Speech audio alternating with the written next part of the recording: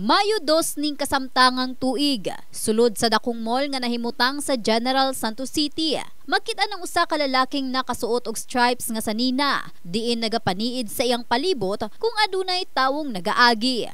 Segundo lang ang milabay, ang lalaki dayon nga miadto sa butanganan og kwarta, asa nadagit sab ang usa ka mobile phone.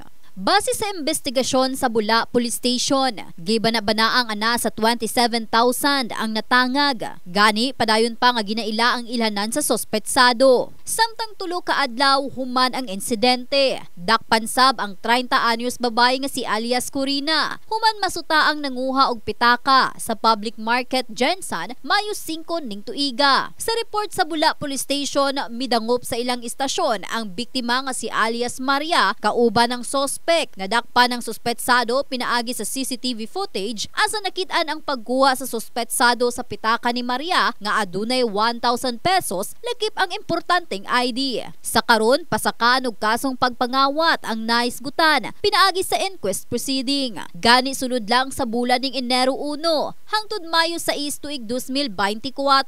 Mikabat na sa 42 ang kaso sa pagpangawat sa syudad. Asa gikumpirma ni Police Colonel Neco Medes Olivar Jr., Director sa General Santos City. Pulo ang gisaka sa kaso karon sa pagpangawat, itandi sa milabay nga tuig 2023 sa susamang bulan. Ginapalaw man pasab karon sa otoridad ang investigasyon, karon pa nga ilang nahibaw-an nga adunay grupo sa mga kawatan gikan sa ubang lugar nga nakasulod sa syudad aron nga makapangbiktima. Kanong nasa palengke na, masapanan na ito nagkaso. The same with atong mga grupo-grupo nga from Davao, from Balay-Balay, na taga Cagayan, apoy itong grupo nga taga Maguindanao, different style, different types of operations. Last time, dali ra kayo makagawas. Karon, na po tayo nakakasuhan.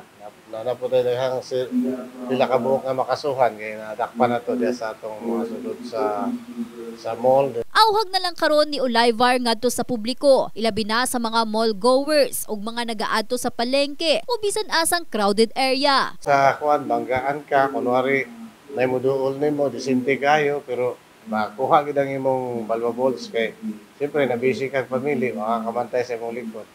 So mo na mga reminders po sa atong mga musulod sa atong mga establishment. Situate nga sarado ilang bag, situate nga ilang bag, ilang wallet, ibutang sa ilang front nga packet para dili ka makuha wallet. In the heart of changing lives, kini si Russell Jean Mantile, Brigada News.